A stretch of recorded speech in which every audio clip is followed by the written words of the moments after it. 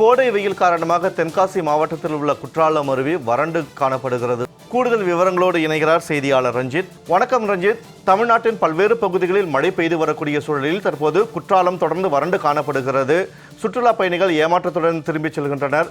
தகவல்களை பதிவு செய்யுங்கள். தென்காசி மாவட்டம் மேற்கு தொடர்ச்சி மலை அடிவாரத்தில் உள்ள குற்றாலம் பகுதியில் உள்ள அருவிகளான குற்றாலம் மெயின் அருவி, ஐந்தருவி, சிற்றருவி, பழைய குற்றாலம் அருவி உள்ளிட்ட அருவிகளில் வருடந்தோறும் ஜூன், ஜூலை, ஆகஸ்ட் உள்ளிட்ட மாதங்களில் மழைக்கால சீசனும், நவம்பர் மற்றும் டிசம்பர் ஆகிய மாதங்களில் ஐயப்ப பக்தர்கள் சீசனும் களை கட்டுவது வழக்கம்.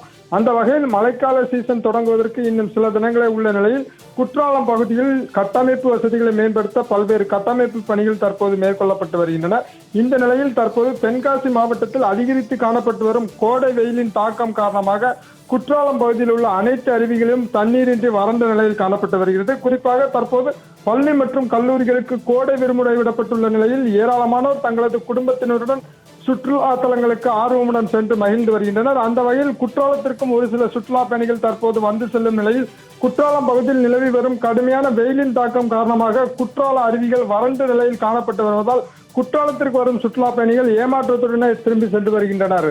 தகவல்களுக்கு நன்றி ரஞ்சித்.